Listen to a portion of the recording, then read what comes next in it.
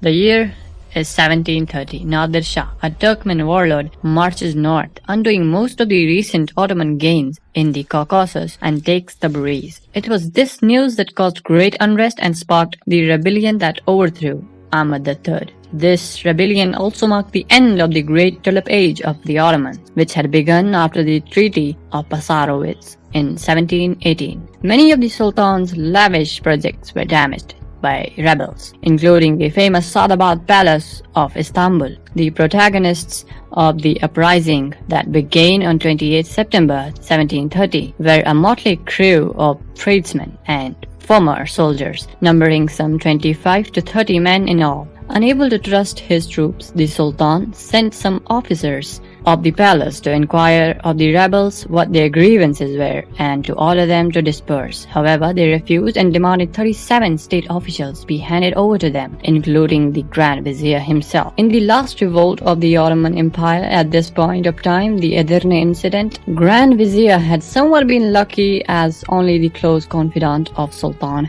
Mufti Fazullah Effendi was executed, but this time he would be no exception. Despite the murder of Ibrahim Pasha, the Grand Vizier, the crowd still did not disperse. Now they demanded the removal of Sultan Ahmed himself.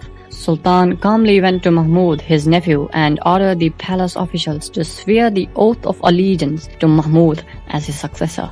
The new Sultan verily issued an invitation to the main instigator of the revolt, an Albanian named Patrona Halil. Halil was known as Horpeshteli Arnavut Halil because he was born in a village named Horpishta.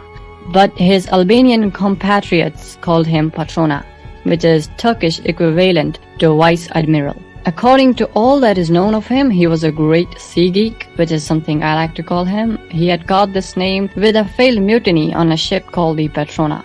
Halil, who fancied himself as Grand Admiral, rode ahead of the new Sultan, Mahmud I, in his accession parade. Patrona Halil presented himself as a man of the people as well as their protector, and the Ottoman establishment was deeply offended by his uncouth appearance. 8 days after Mahmud came to the throne, he deemed it time to restore order.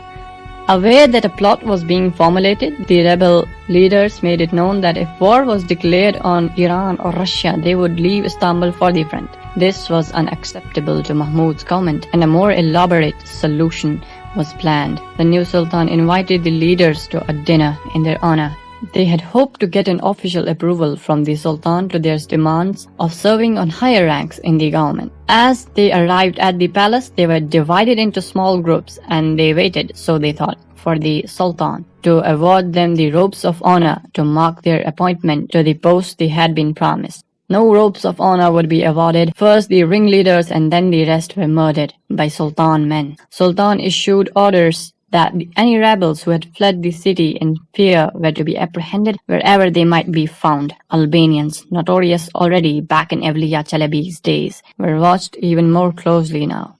From this point, bathhouse managers had to mark the Albanians in red ink.